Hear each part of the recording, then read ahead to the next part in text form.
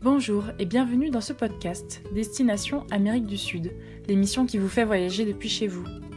Toute l'équipe des agences Voyage Exception et moi-même sommes ravis de vous faire découvrir l'Argentine, le Chili, la Bolivie, le Pérou et le Paraguay.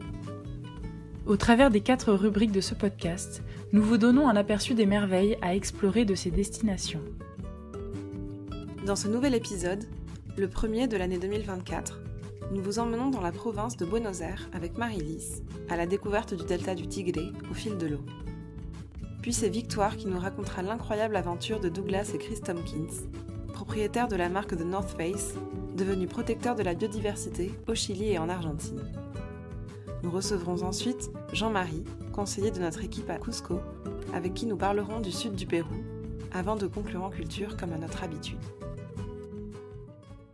Commençons tout de suite cet épisode par un peu d'évasion, avec notre carnet de voyage.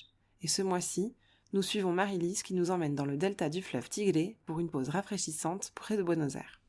Bonne écoute! Les week-ends dans la province de Buenos Aires sont l'occasion pour ses habitants de profiter de la proximité et de l'accessibilité de la capitale, avec les petites villes de la périphérie. Nature, baignade, marché, architecture, elles ont beaucoup à offrir aux citadins porteños. Parmi ces villes, Tigre, d'où l'on peut accéder aux merveilles naturelles du delta du fleuve Paraná. On vous y emmène le temps d'un week-end. Rendez-vous à la gare de Belgrano, où nous prenons le train en direction de Tigre, terminus de la ligne Mitre, à une trentaine de kilomètres du centre de Buenos Aires. Accueillis par la pluie et la grisaille d'octobre, nous nous achetons un passage en bateau collectif qui nous mènera sur les canaux du delta. Tous les passagers embarquent avec leurs courses de la semaine, bidons d'eau potable et autres produits de consommation auxquels ils n'auront plus facilement accès une fois ayant quitté le port de Tigre. Pour la modique somme de 150 pesos, l'équivalent de 50 centimes à ce moment-là, notre bateau nous emmène sur les eaux du Rio Sarmiento, où il effectuera des arrêts pour déposer les passagers sur les petits pontons qu'il dessert. Nous débarquons à Recreo el Alcázar, d'où nous rejoignons une cabane louée pour le week-end à un habitant du delta. Le calme et les bruits de la nature nous accueillent au cœur de cette oasis naturelle, presque tropicale. Le chant des perruches, la pluie, l'agitation des bambous et de la flore marécageuse nous dépaysent complètement du brouhaha urbain que nous venons à peine de quitter. Le labyrinthe de canaux et de rivières dessinées sur le delta du Tigre crée une multitude d'îles et d'îlots, accessibles uniquement par voie fluviale, ce qui conforte un sentiment d'intimité, d'isolement et de proximité avec la nature environnante. À Recreo el Alcázar, plusieurs cabanes composent l'îlot et ses habitants se retrouvent dans l'unique restaurant du complexe, appartenant à la famille de notre hôte. Dans la soirée, un voisin argentin, cigare à la main, nous offre une bouteille de vin rouge de Mendoza, qu'il est allé chercher au restaurant familial, et nous discuterons de l'inflation qui bouleverse le pays depuis des dizaines d'années déjà. Avec un deuxième jour plus doux et ensoleillé, nous profitons pleinement des paysages naturels offerts dans le delta. La météo est idéale pour les habitants et les visiteurs pour sortir faire un tour de kayak, de bateau ou d'aviron, sport phare de Tigre. L'occasion pour nous de profiter des terrasses du restaurant de la rive d'en face. De retour dans la ville de Tigre, nous nous dirigeons vers le marché de Puerto de Frutos, grand marché en plein air qui rassemble des centaines de visiteurs de Buenos Aires et d'ailleurs pour se promener autour de centaines de boutiques diverses et variées, luminaires, meubles, fruits et légumes, glaces, fleurs, artisanat et babioles en tout genre. Après une promenade dans la ville, avec ses bâtiments au style colonial, notre escapade du week-end prend fin alors que nous prenons la ligne ferroviaire pour rentrer à Buenos Aires.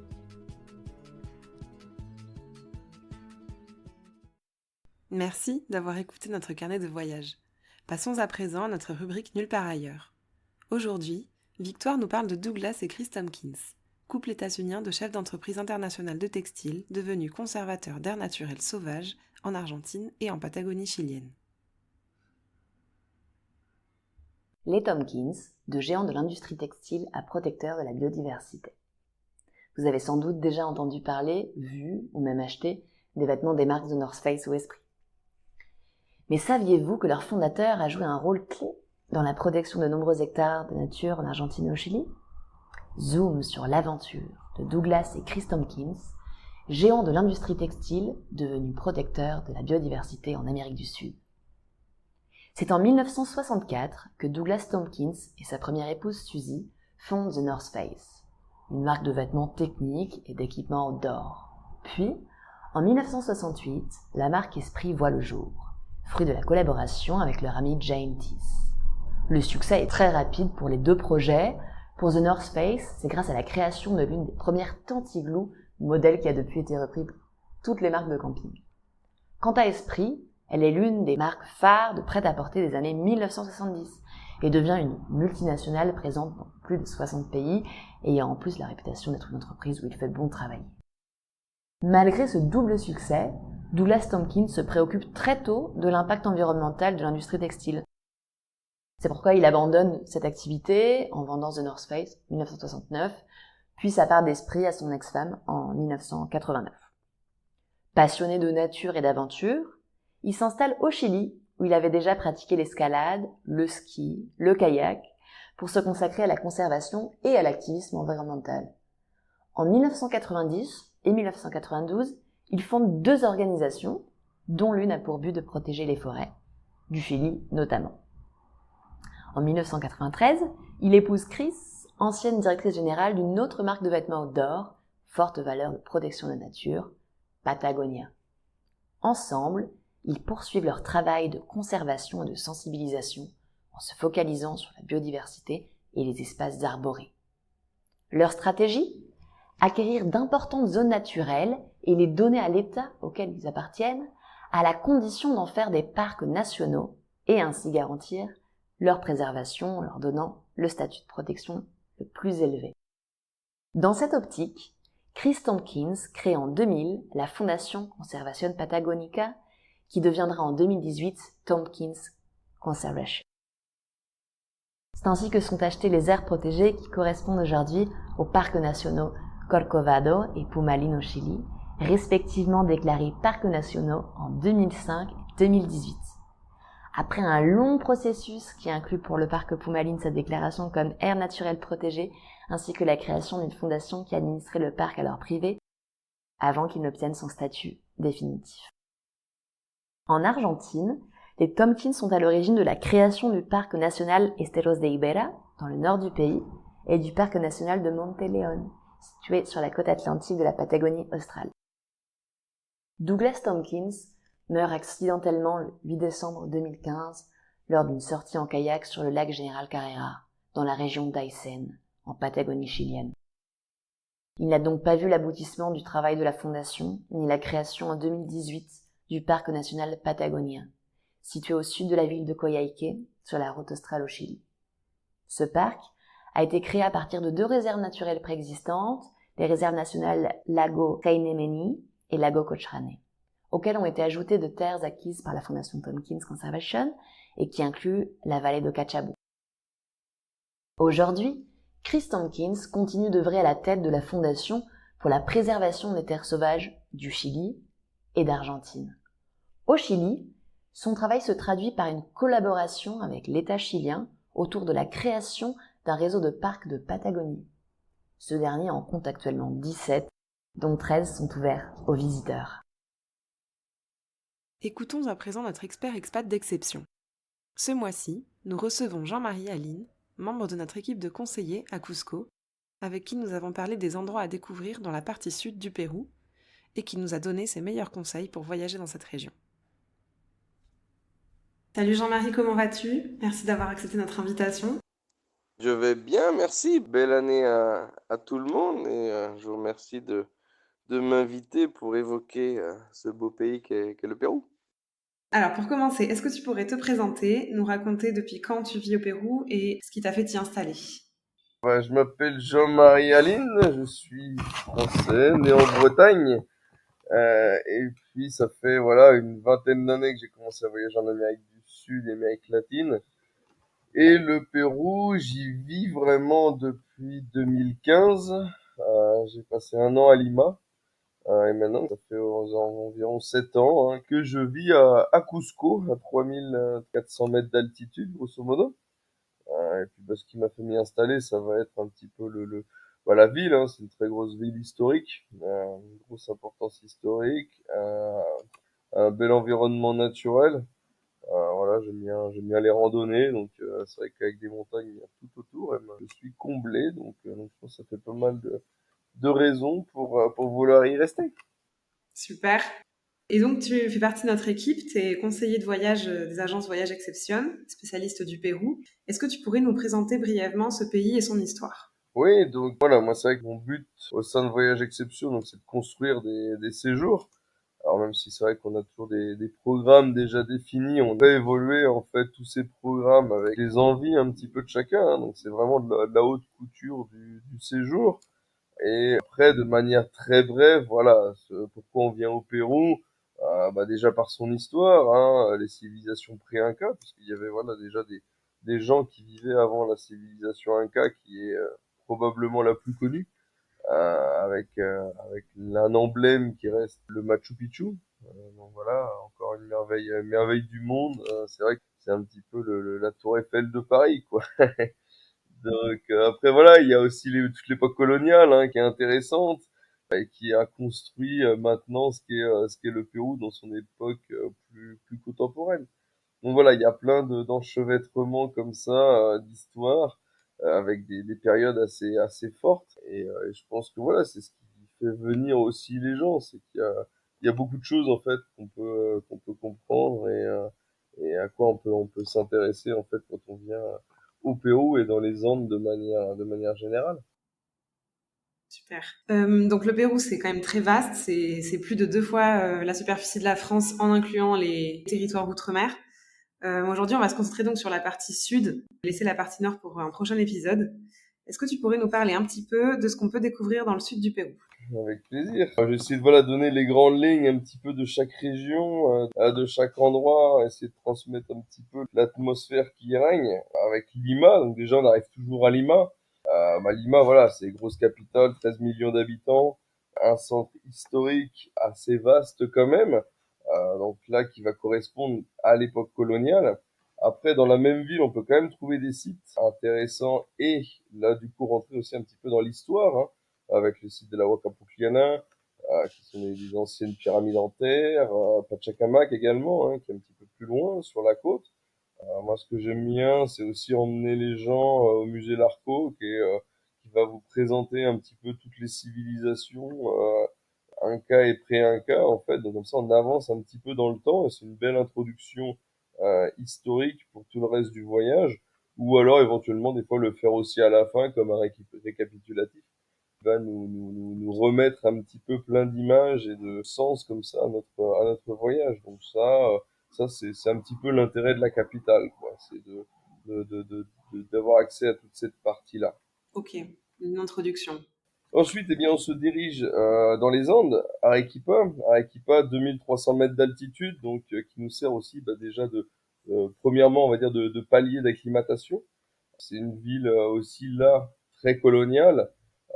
L'importance des grandes familles italiennes et catalanes voilà, a fait un petit peu la naissance de cette ville.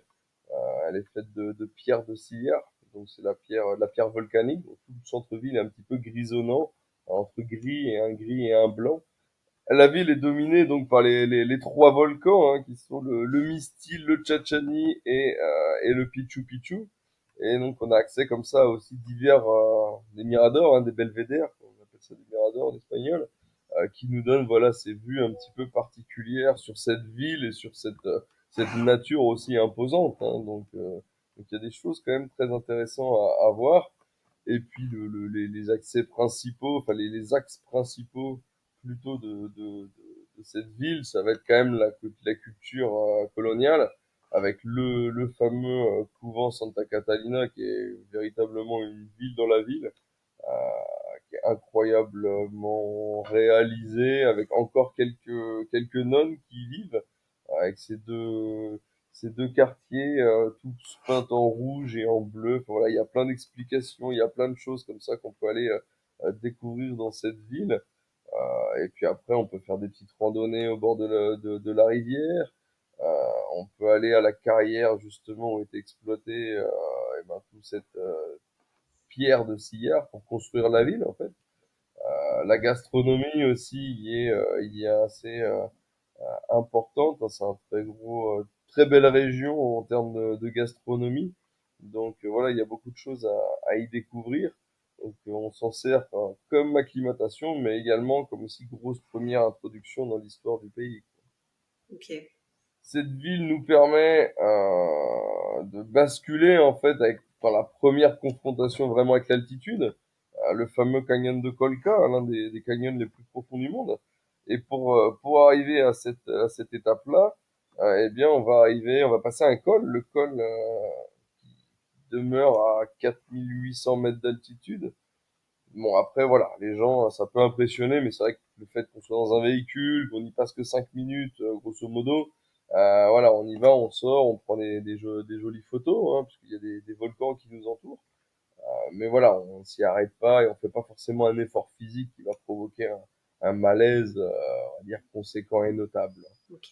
Et puis c'est vrai que sur cette route qui est un petit peu mythique, on va traverser donc la réserve de Salinas Aguas Blancas, qui est en fait une réserve naturelle là où habitent eh ben, un petit peu toutes les sortes de camélidés qu'on peut trouver. Donc la vigogne, le lama et l'alpaga. Et en gros, c'est un petit peu, voilà, ils font ce qu'ils veulent, ils traversent les routes. Donc les chauffeurs doivent être assez vigilants parce qu'ils font un petit peu ce qu'ils veulent. Mais voilà, ça permet aussi de voir ces animaux dans leur habitat naturel. Donc dans ce canyon de Colca, on peut réaliser plein de choses. Après, tout va toujours dépendre du temps que l'on a. On peut faire des balades à cheval, on peut faire des petites randonnées, on peut faire des treks. Là, on va dire beaucoup plus physique et intense. Il y a deux miradors principaux, hein, la Croix des Condors et celui de Tapaille. Quand on est en Quand on a un petit peu plus de temps, voilà, moi j'aime bien prendre le temps et essayer de faire les deux côtés du canyon pour que les gens puissent avoir une perspective vraiment assez complète de cet endroit. Donc cet endroit, voilà, nous permet d'aller observer ces grands oiseaux hein, qui ont l'envergure la plus grande du monde, qui sont des rapaces en fait qui se déplacent avec les courants d'air chaud et les différences de température comme ça. Donc c'est assez impressionnant en fait de les voir voler, nous survoler euh, quand on est dans les différents miradors. Donc c'est l'intérêt principal du canyon de Colca avec aussi ce canyon très ouvert et puis toutes les montagnes et les volcans qui entourent cet endroit. Ça fait quand même un endroit naturel assez intéressant et assez impressionnant. Et ensuite, on prend donc la route direction le lac Titicaca. Et avec sur le chemin, toujours pareil, quand j'ai du temps, aller voir des forêts de pierres, voir des chutes d'eau, ce genre de choses. Il y a pas mal de choses qu'on peut imaginer en faisant cette route. Et on arrive comme ça, ainsi petit à petit, sur les bords du lac Titicaca. Et avec, on va dire, là où on va être le plus haut durant notre périple, là on va frôler les 4000 mètres, Puno étant à 3810 mètres d'altitude, comme le lac Titicaca. Et donc on va être là, on va y rester un petit peu de temps pour prendre un petit peu la température et profiter des paysages, tout en s'acclimatant et ayant été acclimaté en fait hein, aux hautes altitudes. Et ce qui est intéressant, et ce que j'adore moi dans cet endroit, c'est de pouvoir observer en fait la grande diversité des couleurs. On commence les routes touristiques parce qu'on peut imaginer plein de choses, mais il y a toujours un petit peu ce même rituel de variation de couleurs où est-ce qu'on va partir donc des berges sur l'eau en fait hein, et on va aller jusqu'aux îles flottantes soit en bateau soit en kayak on peut imaginer comme ça différents moyens et donc on va passer comme ça du bleu et puis l'environnement très marron des Andes au jaune paille comme ça très vif et on va y retrouver sur ces îles eh bien les costumes des habitants qui sont donc forcément très colorés. Donc en fait c'est un endroit où le climat est froid, enfin est frais on va dire, est froid ouais, même s'il fait très chaud, hein, le soleil vous brûle, hein, faut vraiment se protéger à ces altitudes-là. Mais on est quand même dans une ambiance de assez froide des Andes dans l'approche avec les gens en tout cas. mais par contre, voilà, on a une éclatance dans les couleurs qui est assez incroyable. Et moi, c'est vrai que je conseille toujours d'oublier un petit peu, voilà, les endroits vraiment où on est, ou les connexions, voilà, et on va se concentrer beaucoup plus sur les paysages et sur l'environnement qui nous entoure. Et c'est vrai que quand le temps est dégagé, ce qui arrive assez souvent dans l'année, on va pouvoir aussi observer tout ce qui sont les hautes chaînes de montagnes, donc la cordillère royale des Andes qui se trouve en Bolivie. Donc voilà, on a comme ça ce contraste de bleu, de marron, de jaune, de blanc, et c'est vrai que ça donne quand même des perceptions et des points de vue qui sont vraiment mémorables, quoi. Et puis après, voilà, il y a plusieurs options. L'idée, c'est d'aller en fait dormir sur une île ou sur une péninsule, à l'abri de toutes les grosses routes touristiques, et là d'aller faire un petit peu connaissance avec les gens qui y habitent, avec différentes ambiances, différentes langues. Savoir que dans cette partie du Pérou, en fait, l'espagnol n'est pas la langue dominante, mais voilà, il y en a qui vont avoir plus une tendance à parler quechua, d'autres aymara.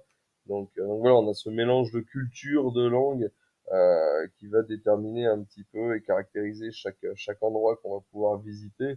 Et donc l'idée, c'est toujours d'avoir un petit aperçu de tout ça, pour avoir un point de vue global de cet endroit qui reste quand même assez incroyable sur notre planète. Après donc notre étape à Puno, dans la région de Puno et ce lac Titicaca, il y a le trajet, le fameux trajet entre Puno et Cusco, qu'on peut faire en train, à savoir qu'il y a donc des jours où le train circule et d'autres où le train ne circule pas. Donc ça, c'est toujours aussi des choses auxquelles il faut prêter attention quand on fait des programmes. Après, l'idée, ça peut être de le faire aussi en véhicule privé pour avoir l'occasion de s'arrêter un petit peu quand on en a envie. Parce que c'est vrai que tout ce trajet, en fait, il est long, mais le trajet n'est pas que le trajet, quoi. C'est vraiment une excursion en soi. C'est vraiment une découverte de tous les hauts plateaux andins. C'est vraiment des images d'Épinal qu'on peut avoir de ces endroits-là, avec des couleurs encore aussi très vives, climat très rude, mais on avance et ça défile avec des endroits comme ça on dirait presque des dessins en fait hein, sur une toile. Donc c'est toujours très très intéressant de faire ce trajet-là. Et moi je le recommande de prendre ces 10 heures de route grosso modo avec enthousiasme et pouvoir profiter de chaque moment, quoi. C'est quoi les types de paysages sur ce trajet qu'on voit? Donc là, on est vraiment dans les hauts plateaux, donc c'est assez plat au final, hein. On s'imagine qu'on est quand même entre 3 et 4 000 mètres d'altitude, mais c'est assez plat. Et en fait, on a des grandes étendues avec des genres de marécages, mais marécages pas en mode Amazonie, mais plutôt à la manière andine, hein, Mm. avec des petits ruisseaux, avec des morceaux de mousse comme ça qui vont définir tout un pan, on va dire, du paysage. Et puis forcément des montagnes, des collines et des hauts sommets, quoi. Donc, euh, donc on est sur un désert, un grand désert humain, hein, parce qu'il n'y a pas grand monde qui vit quand même dans ces endroits-là.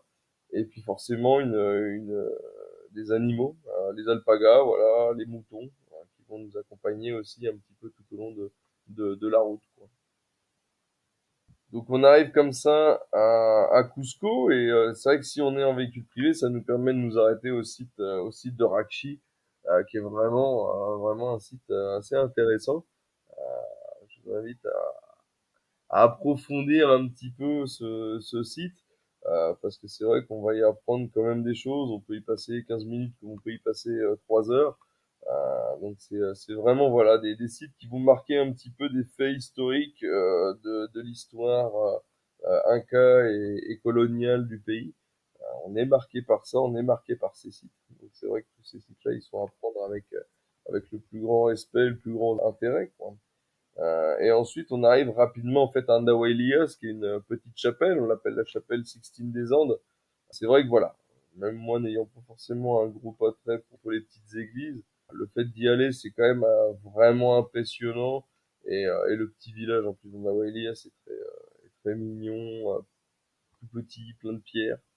Donc c'est vrai on rentre comme ça petit à petit dans un livre d'histoire, quoi, hein. On rentre dans une époque, en fait, quoi. À chaque fois, à chaque petit village, à chaque site archéologique. Et je pense que c'est vraiment ce qu'il faut retenir aussi de manière générale du Pérou, quoi, hein. Et on arrive comme ça à Cusco, l'ancienne donc capitale des Incas. Théoriquement le nombril du monde, si on en croit les différentes traductions qui ont pu en être faites de cet endroit. Donc, ce qui est magique en fait à Cusco, c'est aussi la rencontre entre toutes les époques, des monuments incas, des allusions à l'ancien temps, et puis la confrontation avec le temps, avec le monde colonial et le monde contemporain, quoi, hein. Donc c'est vrai qu'il y a les sites principaux, il y a des musées, il y a quelques musées dans la ville, on a la cathédrale également, on a le Temple du Soleil, on a plein de choses comme ça. Et on a aussi les sites donc qui sont sur les hauteurs de la ville. Donc là, des sites vraiment incas qui vont nous permettre et permettre aux passagers en fait de comprendre à chaque fois un petit peu mieux comment fonctionnaient les gens à cette époque, à l'Empire. Voilà, il y a 500 ans grosso modo, 500-600 ans. Donc voilà, il y a des sites comme ça qui vont nous orienter, qui vont nous permettre de comprendre comment fonctionnaient les choses à l'époque inca. Et cette route-là, en fait, va nous mener petit à petit, eh bien, vers la vallée sacrée. Donc, on va monter un col, on va redescendre pour arriver un petit peu plus bas, hein, Cusco étant à 3400 mètres, 3500 mètres, ça va dépendre des endroits. Et en fait, on va basculer là dans la vallée sacrée, se rapprocher des 3000 mètres, et avec les sites principaux de Pisac, par exemple, hein, Pisac, très joli site, très complet avec des habitations qui étaient aussi un gros grenier, hein, de l'époque inca, avec un cimetière, avec un institut astronomique. Enfin, voilà, c'est vraiment des gros sites où est-ce qu'il y a plein de choses qui peuvent vous être expliquées. Le temple donc de Ollantaytambo qui se trouve là à l'autre extrémité de la vallée sacrée. Où est-ce que là on va avoir beaucoup plus le côté spirituel et religieux. Moi, c'est un endroit que j'affectionne particulier. Je trouve qu'il y a une énergie, il y a quelque chose en fait dans ce petit village. Tout est fait de pierre, les rues sont pavées. L'importance de la pierre, en fait, elle est vraiment impressionnante et je trouve que ça met une énergie, une saveur spéciale à ce site-là. Et en fait, c'est un petit peu le site qui va nous servir pour partir au Machu Picchu, puisque la gare ferroviaire se trouve à cet endroit-là. Donc on va prendre le train généralement à cet endroit-là, 1 heure et demie de train grosso modo, où on va arriver ensuite donc à Aguascalientes. On va perdre environ presque 2000 mètres d'altitude et on va arriver comme ça donc à Aguascalientes, au petit village qui borde le fameux site donc de Machu Picchu.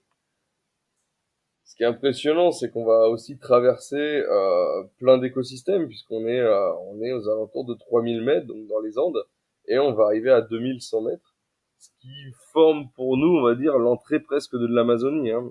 Il faut savoir que au pied du Machu Picchu, il y a des mangues, il y a du café, il y a du cacao, il y a des bananes, et il y a forcément des moustiques. Donc, on change vraiment d'ambiance et on se retrouve comme ça dans un univers où il faisait froid le soir et la nuit où le soleil était très fort, à une zone humide et tropicale où bah voilà, on se croirait en fait en Amazonie. En fait, on est en lisière d'Amazonie, hein, ce qu'on appelle la Ceja de Selva chez nous. Donc, c'est les sourcils de l'Amazonie. Donc, on est vraiment aux portes de cet endroit, de cet univers. Et souvent on dort en fait à Aguascalientes, donc là autant dire il fait chaud, hein, pas besoin de grosses doudounes. Et on part comme ça le lendemain, direction donc, cette merveille du monde qu'est le Machu Picchu. Nous on conseille, on organise souvent en fait de monter en navette, à peu près 20 minutes de navette, et l'intérêt souvent c'est de proposer des balades annexes à la visite, puisque maintenant tout est régulé vraiment par le ministère de la Culture. qui va lui limiter, on va dire, l'accès à environ 3 heures sur le site. On fait 2h45 à peu près, une visite complète de Machu Picchu. Et l'idée, c'est de voir avec chacun de nos passagers qu'est-ce qu'il aime faire, comment on peut augmenter un petit peu ce temps pour déjà ne pas refaire à chaque fois les mêmes choses, puisque tous les circuits sont fléchés, mais surtout voilà, de proposer une randonnée annexe qui va leur permettre de profiter au mieux de cet endroit et de passer un peu plus, voire beaucoup plus de temps sur ce site qui est quand même magique. Voilà, que ce soit les couleurs, que ce soit les nuages, que ce soit les montagnes, les constructions. Enfin, voilà, moi c'est toujours un moment très particulier quand je m'aventure en haut avec tous ces éléments naturels qui en font quelque chose de unique en fait à chaque fois, quoi. J'ai une petite question. Les randonnées annexes dont tu parles, ça pourrait être quoi, par exemple? En gros, si on a des gens un petit peu sportifs, enfin même voilà, qui aiment le sport et surtout qui ont le cœur bien accroché, alors sans voilà prendre des risques complètement inconsidérés, mais c'est vrai que l'ascension au Huayna Picchu est quand même assez vertigineuse, en tout cas assez impressionnante, plus que vertigineuse, elle est vraiment impressionnante. Donc on va monter comme ça, ce sont que des marches, et on va monter comme ça pendant environ 1 heure. On va monter sur une montagne qui surplombe vraiment le site. Et donc l'avantage, c'est vraiment d'avoir un point de vue qui domine en fait toutes les ruines du Machu Picchu. Et forcément, on a aussi une vue un petit peu annexe sur ce qui se passe à droite, à gauche en fait de ce site, quoi. Donc c'est impressionnant et il y a aussi des ruines tout en haut. Donc on se demande un petit peu comment ils ont réussi à même aller construire dans des endroits complètement escarpés, encore des ruines et une manière voilà de toujours dans leur symbolique en fait de continuer leur symbolique jusqu'en haut de la montagne, quoi. Et puis on en a une autre qui est la montagne Machu Picchu, le Cerro, et là en fait là c'est plus une balade en forêt. Alors il y a toujours des marches, de toute façon chez nous il y a toujours des marches. euh, donc c'est un petit chemin en forêt qui va monter.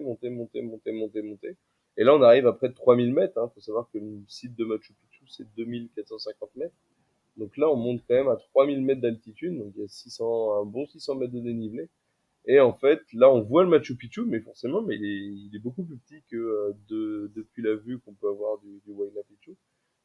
Et donc là, on le domine, mais de manière beaucoup plus globale, puisque là, on est encore plus haut. Et donc là, c'est vrai que c'est assez marrant parce qu'on a un point de vue géographique assez unique avec le tout petit Machu Picchu. On arrive même à distinguer le village d'Aguascalientes. Donc là où on était le matin, on le voit, c'est vraiment un tout petit point et on se dit que bah depuis depuis le matin, on a quand même fait un petit peu de trajet. Donc voilà, c'est des moments très particuliers et qui nous permettent de profiter en fait, de prolonger même le temps qu'on y passe sur ce site qui est quand même incroyable.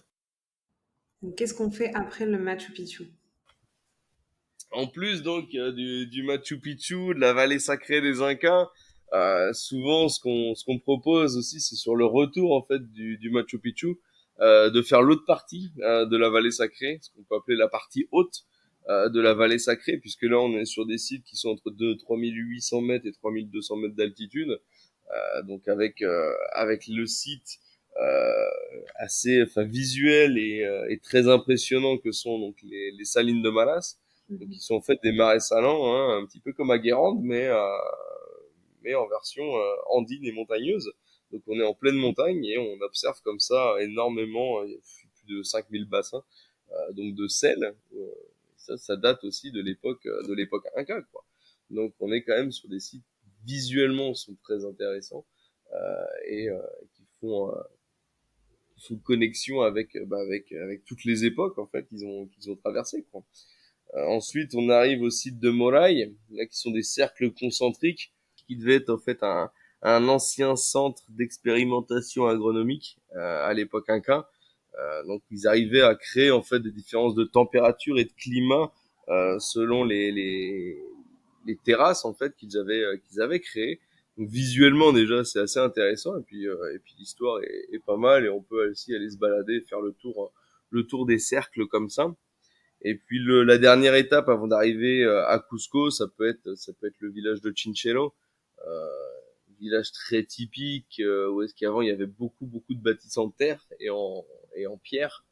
Alors maintenant, c'est vrai qu'avec l'aéroport, le visage est un petit peu en train de changer, mais il y a quand même un gros intérêt avec le site archéologique où est-ce qu'il y a on va trouver une église, en fait, une petite église baroque qui est construite sur un immense ancien temple inca. Et donc du coup, voilà, on va pouvoir observer quand même nombre de constructions inca et de choses comme ça qui vont nous ramener à la tradition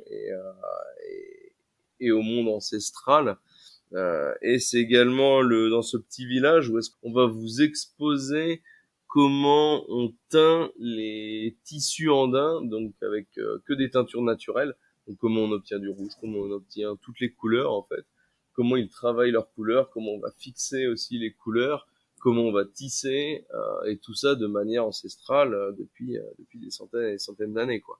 Donc l'intérêt il est génial parce que là on peut aussi acquérir de belles choses faites main et puis on rentre vraiment dans la tradition, dans les connaissances ancestrales qui se sont transmises de génération en génération. Donc souvent voilà on utilise ce chemin pour revenir gentiment dans la capitale Inca. Super. J'aurais bien aimé qu'on revienne justement sur Cusco. Certains affirment que c'est la plus belle ville d'Amérique du Sud. Selon toi, quels sont ses atouts? Qu'est-ce qu'on peut y visiter? Qu'est-ce que toi, tu préfères dans cette ville? C'est vrai que Cusco on en a parlé un petit peu tout à l'heure et c'est vrai que pour moi c'est la rencontre vraiment entre deux mondes. La tradition ancestrale des Incas, l'époque coloniale, alors maintenant l'époque contemporaine. On a par exemple cette opposition en fait qui est très marquée puisque sur la place des Armes, donc notre place un petit peu la place de la mairie en France, on a la statue d'un Inca qui fait face en fait à la cathédrale. Donc c'est vraiment les Incas contre la nouvelle religion qui est arrivée et qui s'est imposée tout de même parce que forcément la cathédrale elle est plus forte que la statue, elle est plus haute. Mais voilà, il y a plein comme ça de connotations et de contradictions dans cette ville. On regarde tout le centre-ville est fait avec le style un petit peu andalou, avec les balcons en bois, avec les arches, ce genre de choses. Faut savoir que la moitié du centre-ville a été faite avec les pierres en fait qui étaient à l'époque sur le site de Sacsayhuaman, très probablement, enfin pour ce qu'on a pu en identifier. Donc vraiment des sites importants qui ont servi en fait de carrière, hein, tout simplement pour construire la ville moderne, ou en tout cas la ville coloniale. Et maintenant, dans sa modernité, eh bien, c'est une ville qui va s'étendre puisqu'on est vraiment dans dans une cuvette, et toutes les montagnes aux alentours sont en train de gagner en population puisqu'en fait dans le centre-ville on peut plus construire. Donc voilà, c'est un lieu qui est plein de paradoxes et en même temps de réponses sur le plan historique. Et après, ce que j'aime en fait dans cette ville, c'est aussi on va marcher un petit peu et on va trouver énormément de sites archéologiques qui peuvent être aux alentours. Euh, et en fait, on sort de la ville, on sort vraiment du bruit et puis de ce que peut représenter une ville. Et en fait, là, on est un petit peu seul au monde et on va retrouver des sites archéologiques. On va être en pleine nature, au milieu des arbres, on peut faire des pique-niques, ce genre de choses. Donc voilà, c'est très concentré et en même temps très facile de pouvoir y sortir et d'avoir une connexion aussi avec la nature et avec d'autres visages de Cusco. Donc moi, c'est un petit peu ça que j'aime dans cette ville. Ouais. Trop bien, merci. Alors, maintenant, je voudrais parler un petit peu de gastronomie avec toi. Quand on parle de gastronomie au Pérou, souvent c'est Lima, la ville qui vient à l'esprit, parce que c'est une ville qui est reconnue pour sa cuisine. Quel plat tu conseillerais aux visiteurs de goûter?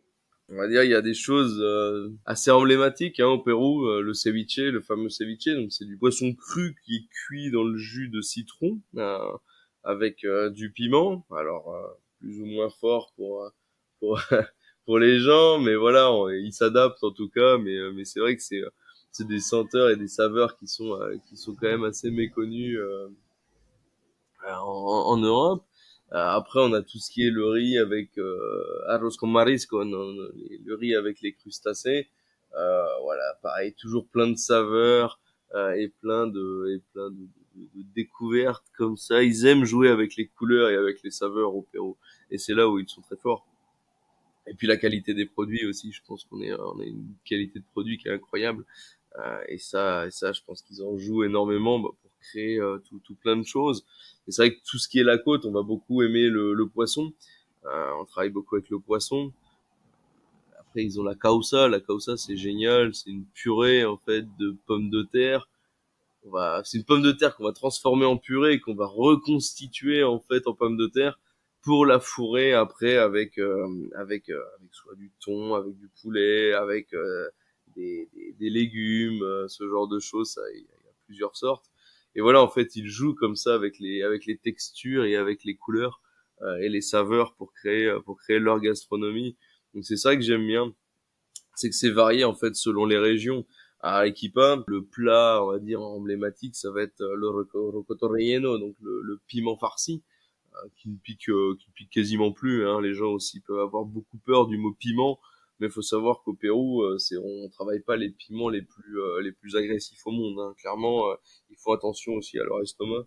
Et mais ça permet toujours de maintenir un petit peu une saveur et des goûts comme ça qui vont jouer sur la différence de ce qu'on peut connaître de manière générale, quoi. Parce que on peut connaître des choses, des tomates farcies, mais on connaît pas forcément un piment farci. Donc voilà, on a des variantes comme ça qui sont tout à fait intéressantes, quoi. Et puis après, il y a toujours le cochon d'Inde, forcément le plat de fête. Et voilà, il y a plein de manières de le manger, donc ça peut dépendre des gens. Donc n'hésitez pas toujours à consulter en fait les gens qui vont vous entourer, que ce soit les guides, les assistants, les restaurateurs. Toutes ces personnes-là sont vraiment là aussi pour vous orienter afin de faire vos meilleurs choix pour voir ce qui vous correspond le mieux, quoi. Et puis je terminerai de manière générale quand même par les bouillons. Ils sont très forts en soupe et en bouillon. On a un restaurant qui s'appelle Siete Sopas, donc les 7 soupes, et qui est ouvert 24 heures sur 24 à Lima, tellement il y a de personnes en fait qui sont capables de manger des soupes à n'importe quelle heure. Ouais. Et alors après, c'est pas vraiment des soupes, mais c'est plus des bouillons, ouais, où vraiment mélanger toujours des saveurs. On va mélanger plein de choses, des légumes, de la viande, et on va jouer comme ça avec les saveurs. Et puis c'est vrai qu'on va découvrir comme ça des, des choses intéressantes. Trop bien. Alors, on a passé en revue les régions, les villes, les lieux à visiter au sud du Pérou. J'aimerais maintenant qu'on aborde les sujets un peu plus techniques pour des voyageurs qui veulent prendre le temps de visiter les essentiels, mais aussi de découvrir les lieux moins fréquentés. Quelle durée tu recommanderais pour un voyage dans le sud du Pérou? Alors uniquement pour faire le sud Pérou, allez, je dirais entre 12 et 15 jours. À voir ce qu'on aime faire. Je pense que ça c'est la bonne c'est ce qu'il faut prendre en compte pour faire le sud Pérou, uniquement le sud Pérou. Après c'est vrai que si on veut faire la côte ou l'Amazonie, ça c'est on va dire des extensions qu'il faut considérer à part. Mais toute cette partie là du sud Pérou, cette boucle là, entre 12 et 15 jours selon les personnes et selon comment on peut libérer du temps pour son voyage, ouais. D'accord. Et si jamais on veut prendre le temps de visiter l'ensemble du Pérou, si tu veux combiner avec le nord, avec l'Amazonie, la côte, comme tu dis. Alors là, tout le Pérou, il vous faudrait à peu près une vie et demie. Je pense que c'est le minimum. Non, mais c'est vrai que c'est énormément de temps. Si on veut ne serait-ce que faire la côte, il faut rajouter au moins 3 voire 4 jours. Après l'Amazonie, c'est pareil, c'est quelque chose où on va rajouter encore 3 4 5 jours. Et après, c'est vrai que si on veut faire le nord, enfin quel nord? Parce on peut faire 15 jours, 3 semaines dans le nord sans aucun souci. Donc tout ça, c'est pour ça que voilà, nous on travaille beaucoup en échange le plus possible avec les passagers pour voir comment on peut s'organiser au mieux pour le voyage, parce que c'est vrai qu'il y a énormément de contraintes, et le temps c'est toujours aussi un élément contre lequel il faut se battre. Donc, le sud du Pérou est limitrophe avec la Bolivie et le Chili. Quelles sont les possibilités si on veut combiner cette destination avec l'un ou l'autre ou les deux des pays limitrophes du Sud?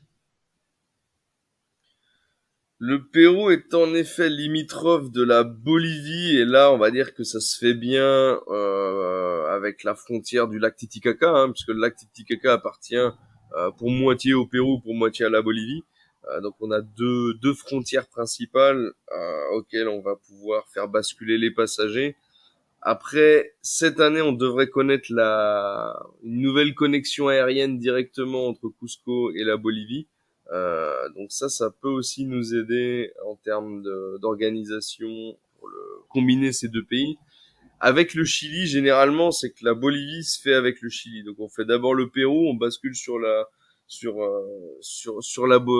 Bolivie, et ensuite au niveau du désert de Sud-Lipez, on bascule du côté de Ito Cajon et on arrive donc au Chili. Entre le Pérou et le Chili, en fait, il faut reprendre un avion parce qu'en fait, si on le fait par la frontière terrestre, on arrive à Arica et Tacna. Mais là, c'est des heures et des heures de désert. Et voilà, là, je pense qu'il vaut mieux prendre un vol en fait pour rejoindre le Chili plutôt que le faire de manière terrestre. Ok, super. Alors, quelle est la meilleure saison pour faire un voyage au Pérou et est-ce qu'il y a une période à laquelle c'est moins recommandé? Alors, ce qu'il faut comprendre au Pérou et de manière générale dans les Andes, c'est que nous, on réfléchit pas en termes de printemps, été, automne, hiver, mais on va réfléchir en termes de plus de saison sèche et saison des pluies. La saison sèche, ça va être globalement entre avril et novembre, et la saison des pluies entre décembre et mars. Alors après, c'est vrai que voilà, les choses ont tendance à évoluer un petit peu, mais après, c'est ce qu'il faut entendre aussi par saison des pluies, c'est pas la mousson comme en Inde, c'est vraiment voilà, là où il y a une probabilité assez importante de pluie, mais c'est plus des averses en fait. C'est vraiment des averses. Le Pérou et les Andes, de manière générale, sont quand même des endroits assez secs, donc il n'y a pas énormément de pluie. Donc nous, on peut venir nous voir toute l'année. Après, c'est vrai que si on veut toujours des belles photos avec un beau ciel, eh ben, on va éviter quand même la partie entre décembre et mars, je dirais. Mais c'est quand même là où il y a quand même aussi moins d'affluence, donc ce qui permet d'être aussi un petit peu plus tranquille sur les sites.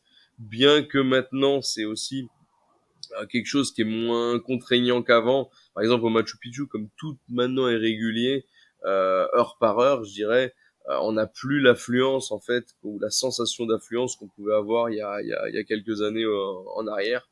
Donc voilà, un petit peu les caractéristiques par rapport à chaque saison. D'accord. Alors, pour ceux qui veulent ramener un souvenir authentique du Pérou, qu'est-ce que tu conseillerais? Est-ce qu'il y a des idées d'objets qu'on peut ramener? Moi, ce que j'aime, ce qu'on peut imaginer de ramener du Pérou, ça va être tout ce qui est tissu andin, forcément. Et ça, vous aurez l'occasion, en fait, d'en trouver tout au long de votre parcours. Donc, pas d'inquiétude par rapport à ça. Les guides, ils sont tout à fait à même de vous conseiller, selon vos envies. Et ça, on peut en ramener. Et puis également, tout ce qui est produits naturels, comme le cacao ou le café. On a aussi voilà de très bons cafés et cacao. Souvent, il faut aller les dénicher, donc c'est pareil. N'hésitez pas à consulter toutes les personnes qui vont vous encadrer tout au long du séjour pour vraiment trouver ce qui vous convient et puis avoir de bonnes adresses. Super. Bon, c'est la fin de notre entretien. Un grand merci Jean-Marie d'avoir accepté de partager ta connaissance du Pérou avec nous et avec nos auditeurs. Merci à vous en tout cas, et puis c'est toujours un plaisir d'être une bonne équipe qui fait voyager et qui laisse toujours de très bons souvenirs à nos passagers. Et ça, je pense que c'est le principal pour nous, c'est de faire de ce voyage un moment unique et de créer le plus beau des souvenirs. C'est ça, super. Merci beaucoup encore et puis à bientôt pour la partie nord. C'est le moment de conclure en culture cet épisode. Si vous souhaitez en savoir plus sur l'aventure des Tompkins en Amérique du Sud et sur leur travail de conservation, on vous conseille le film Wildlife, rebaptisé en français Les Tompkins, une vie pour la nature. Il est sorti en 2023 et disponible sur Disney+. On y suit le parcours de Douglas et Chris Tompkins, de leur vie d'entrepreneur aux États-Unis jusqu'à nos jours, où Chris fait perdurer l'héritage de son mari en continuant seuls leur travail de préservation de la nature sauvage. Qui sait, cela vous donnera peut-être des envies de découverte et de voyage en ce début d'année. Et on en profite pour vous souhaiter une merveilleuse année 2024, qu'on espère riche en moments heureux avec vos proches, et en voyage évidemment. Merci d'avoir écouté cet épisode de Destination Amérique du Sud, le podcast produit par les agences Voyage Exception. Si nous vous avons donné le goût du voyage, n'hésitez pas à faire un tour sur nos sites internet, dont le lien se trouve en description. Il regorge d'informations sur ces destinations fascinantes. Pour nous soutenir et faire connaître le podcast à d'autres voyageurs, vous pouvez lui mettre 5 étoiles sur Spotify ou Apple Podcasts. Pour suivre nos aventures et nos actualités, 2 possibilités. Vous pouvez nous suivre sur Instagram et Facebook grâce au lien en description et vous abonner à notre newsletter mensuelle depuis nos sites internet. Merci et à bientôt pour un prochain épisode d'aventure en Amérique du Sud.